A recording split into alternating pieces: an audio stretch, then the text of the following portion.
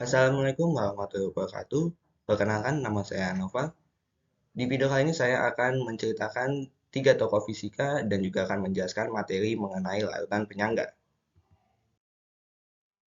Oke, tiga tokoh fisika yang akan saya ceritakan di sini adalah Isaac Newton, Archimedes, dan juga Bernoulli. Yang pertama ada Isaac Newton. Sir Isaac Newton lahir pada 25 Desember 1642 di Inggris.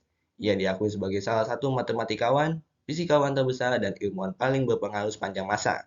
Bahkan dikatakan juga sebagai bapak ilmu fisika klasik. Penemuannya yang hingga saat ini masih populer adalah hukum gravitasi dan tiga hukum gerak. Selanjutnya ada Archimedes. Archimedes disebut sebagai salah satu fisikawan terbesar dalam sejarah, yang lahir pada 287 Masehi di Syracuse, Sisilia, Italia.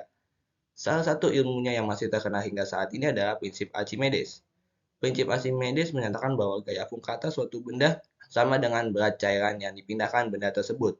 Jadi jika kita memiliki wadah yang berisi air yang full atau penuh, maka nanti jika kita masukkan benda ke dalamnya, akan ada cairan yang tumpah. Nah, berat cairan yang tumpah itu sama dengan berat benda yang kita masukkan ke dalam cairan tersebut. Dan yang terakhir adalah Bernoulli. Daniel Bernoulli adalah seorang matematikawan dan fisikawan Swiss yang lahir pada 8 Februari 1700 di Belanda. Salah satu pemikirannya yang penting dalam bidang fisika adalah hukum Bernoulli. Hukum Bernoulli menyatakan bahwa kenaikan kecepatan aliran darah dari fluida menyebabkan penurunan tekanan fluida secara bersamaan. Jadi ketika kecepatan cairan tersebut menambah, maka tekanannya akan berkurang. Begitu juga sebaliknya, jika kecepatannya kita turunkan, maka tekanannya akan bertambah. Selanjutnya saya akan menjelaskan materi mengenai lautan penyangga. Apa sih lautan penyangga itu? Larutan penyangga adalah jenis larutan yang dapat mempertahankan pH yang stabil ketika terjadi penambahan asam atau basa. Jadi ketika ditambahkan asam atau basa ke dalam larutan penyangga, pH dari larutan penyangga ini tidak akan berubah secara drastis atau hanya berubah sedikit saja dan biasanya tidak terlalu berpengaruh. Selanjutnya ada jenis larutan penyangga. Yang pertama ada penyangga asam dan yang kedua ada penyangga basa. Penyangga asam terbentuk dari asam lemah dan garam yang terbentuk dari basa konjugasi asam lemah. Sedangkan penyangga basa itu terbentuk dari basa lemah dan garam yang terbentuk dari asam konjugasi basa lemah. Jadi kalau penyangga asam itu terbentuk dari asam lemah dan garamnya, maka penyangga basa itu akan terbentuk dari basa lemah dan juga garamnya. Selanjutnya ada cara pembuatannya. Cara pembuatan larutan penyangga di sini ada dua. Untuk penyangga asam yang pertama mencampurkan asam lemah dan garamnya, dan yang kedua mencampurkan asam lemah berlebih dengan basa kuat. Nah, maksudnya berlebih di sini adalah pada saat direaksikan nanti, asam lemah ini akan memiliki sisa dan tidak habis bereaksi. Sedangkan basa kuat ini harus habis bereaksi. Nah, kondisi yang tersebutlah akan menghasilkan larutan penyangga asam. Dan untuk penyangga basa, caranya juga ada dua. Yang pertama, mencampurkan basa lemah dengan garamnya. Dan yang kedua, mencampurkan basa lemah berlebih dengan asam kuat. Sama seperti penyangga asam, di sini basa lemahnya itu harus bersisa dan tidak habis bereaksi, sedangkan asam kuatnya harus habis bereaksi untuk menghasilkan larutan penyangga basa. Selanjutnya ada contohnya untuk penyangga asam, contohnya ada CH3COOH dan CH3COONA. CH3COOH merupakan asam lemah dan CH3COONA merupakan garam dari CH3COOH. Nah, cara kita tahu bahwa ini adalah garamnya, maka kita harus melihat senyawa yang senada atau sama.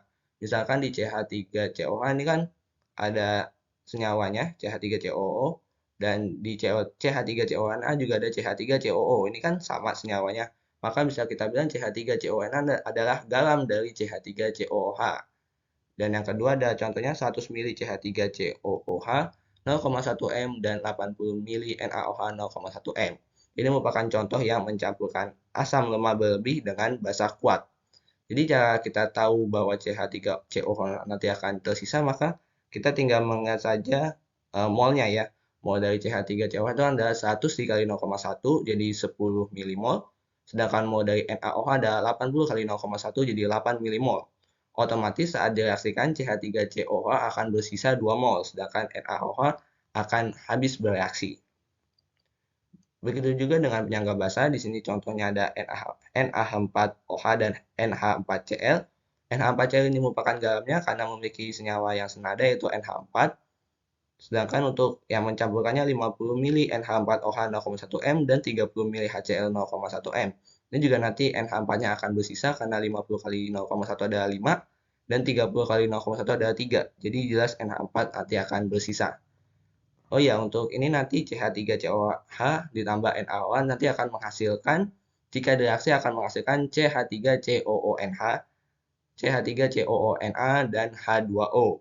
Sedangkan ini juga NH4OH jika direaksikan dengan HCl akan menghasilkan NH4Cl dan juga H2O. Jadi yang NH4 akan bertemu dengan Cl, OH akan bertemu dengan H. Selanjutnya ada prinsip kerja dari larutan penyangga. Yang pertama kita akan bahas di larutan penyangga asam terlebih dahulu. Tadi contoh larutan penyangga asam kan ada CH3COOH dengan CH3COONA. Jadi ketika asam ditambahkan ke larutan basa tersebut, maka asam tersebut akan bereaksi dengan garamnya, yaitu jika contoh tadi adalah CH3COONA yang merupakan garamnya. Sedangkan jika ditambahkan basa, maka dia akan bereaksi dengan CH3COO, CH3COOH yang merupakan asam lemah dari larutan penyangga tersebut. Sedangkan untuk basa itu akan kebalikannya. Asam nanti akan bereaksikan dengan basa lemah. Sedangkan basa akan bereaksikan dengan asam konjugasi atau garamnya. Misalkan contohnya NH4OH dengan NH4Cl. Jika terjadi asam, maka dia akan bereaksikan basa lemah, NH4OH. Sedangkan jika terjadi penambahan basa, maka akan bereaksi dengan garam, yaitu NH4Cl yang merupakan garam dari penyangga basa. Oke, selanjutnya ada rumus perhitungan pH. Untuk rumusnya juga berbeda antara larutan penyangga asam dan larutan penyangga basa. Untuk larutan penyangga asam itu rumusnya H plus sama dengan Ka dikali mol asam lemah dibagi mol basa konjugasi atau mol garam. Nah, nanti dari sini kita dapat memperoleh langsung pH-nya dengan rumus pH sama dengan min log H plus. Sedangkan untuk larutan penyangga basa rumusnya ada OH min sama dengan Kb dikali mol basa lemah per mol asam konjugasi atau mol garam. Nah, kalau untuk penyangga basa kita tidak bisa langsung memperoleh pH-nya, tapi yang kita peroleh adalah pOH. Dengan rumus pOH sama dengan min log OH min. Baru kita bisa menghitung pH-nya, pH sama dengan 14 dikurang pOH. Nah, biar nggak bingung, kita coba kerjakan. Di sini ada contoh soalnya. Contoh soalnya, jika 50 mili larutan CH3COH 0,1 M dicampurkan dengan 100 mili CH3COONA 0,2 M. Ini diketahui KaCH3COOH sama dengan 1,8 dikali 10 pangkat min 5. Maka pH campuran adalah, pertama kita harus tahu dulu ini adalah larutan penyangga asam atau larutan penyangga basa. Bisa kita lihat di sini CH3COH merupakan asam lemah dan CH3CONA merupakan garam dari asam lemah tersebut. Berarti sudah dapat dipastikan bahwa ini adalah larutan penyangga asam. Kemudian dari soal kita tulis diketahui, yang pertama volume asam 50 mili, molaritas asam 0,1 M, volume garam, ini merupakan garamnya 100 mili, dan molaritas garam 0,2 M.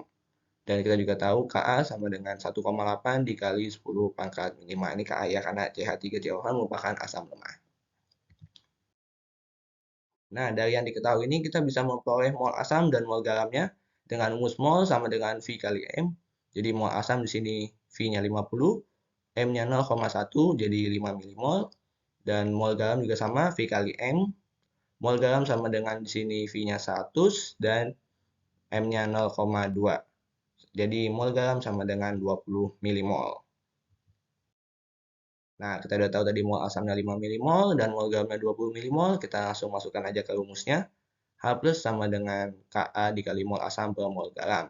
Ka-nya tadi 1,8 dikali 10 pangkat min 5, mol asamnya 5 milimol, mol garamnya 20 milimol. Nanti 5 sama 20 bisa kita coret, jadi di atas 1, di bawahnya ada 4. 1,8 dibagi 4, 0,45, jadi H plus sama dengan 0,45 dikali 10 pangkat min 5. Atau bisa kita tulis juga sebagai 4,5 dikali 10 pangkat min 6. Udah dapat H plusnya, maka bisa kita langsung cari pH-nya dengan pH sama dengan min log H plus. H plusnya 4,5 kali 10 pangkat min 6, langsung kita masukkan. Maka kita akan temu pH-nya, 6-nya ke depan, jadi 6 dikurang log 4,5. Log 4,5 itu sekitar 0,65, jadi 6 dikurang 0,65 adalah 5,35. Jadi pH dari larutan penyangga tersebut adalah 5,35. Nah, selanjutnya untuk contoh soal yang kedua ada harga pH campuran antara 100 ml larutan C6H5COOH 0,2 m dengan 100 ml larutan NaOH 0,1 m. Jika diketahui Ka C6H5COH sama dengan 6 kali 10 pangkat min 5. Nah, berbeda dengan soal yang sebelumnya, kalau soal sebelumnya kita sudah diketahui langsung garamnya, tapi kalau di sini kita tidak diketahui, yang diketahui hanya asam lemah dan basa kuat. Tapi ini juga nanti akan menjadi lautan penyangga asam karena asam lemah dengan basa kuat akan menghasilkan lautan penyangga asam. Selanjutnya kita ketahui dulu dari soal itu volume asamnya 100 ml, molaritas asamnya 0,2 m, volume basanya 100 ml, molaritas basanya 0,1 m, dan Ka-nya 6 kali 10 pangkat min 5. Nah, dari sini kita juga bisa ketahui mol asam dan mol basa. Karena kan garamnya belum diketahui, jadi kita hanya bisa mencari mol asam dan mol basa. Mol asamnya adalah V kali M, V-nya 100, M-nya 0,2, jadi 100 kali 0,2, 20 milimol. Dan mol basa sama dengan juga sama, V kali M, V-nya 100, M-nya 0,1 M, jadi 10 milimol. Nah, kita juga bisa tahu dari sini dia akan menghasilkan lautan penyangga asam karena di sini mol asamnya lebih banyak dibanding mol basa. Itu otomatis saat nanti dia bereaksi, mol asam akan bersisa sedangkan mol basa akan habis bereaksi. Nah, selanjutnya kita harus membuat reaksi persamaannya dulu karena untuk mengetahui mol garamnya.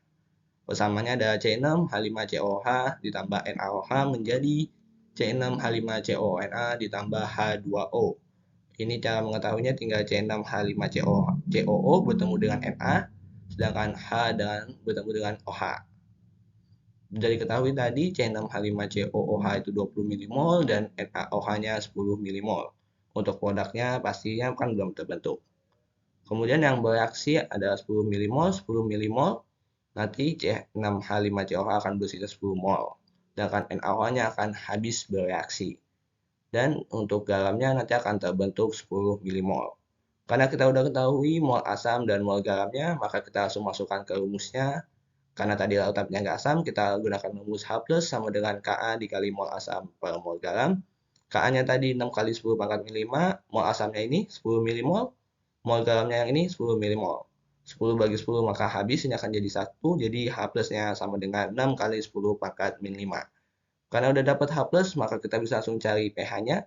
pH sama dengan min log H plus. H plusnya tadi 6 dikali 10 pangkat min 5. 5-nya ke depan jadi 5 dikurang log 6. Nah, jadi untuk jawabannya ada pH sama dengan 5 dikurang log 6. Ini sebenarnya bisa dipecah lagi log 6-nya. Cuman itu juga bebas terserah mau dipecah atau enggak. Kalau ingin dipecah maka bisa menggunakan kalkulator log 6 itu sama dengan berapa, nanti 5 dikurang log 6-nya. Tapi untuk jawaban seperti ini juga sudah benar. Jadi terserah kalian ingin dipecah lagi atau tidak. Oke, sekian saja penjelasan dari saya. Semoga penjelasan saya dapat dimengerti dan mohon maaf apabila masih ada kekurangannya. Wabillahi taufiq wal hidayah. Wassalamualaikum warahmatullahi wabarakatuh.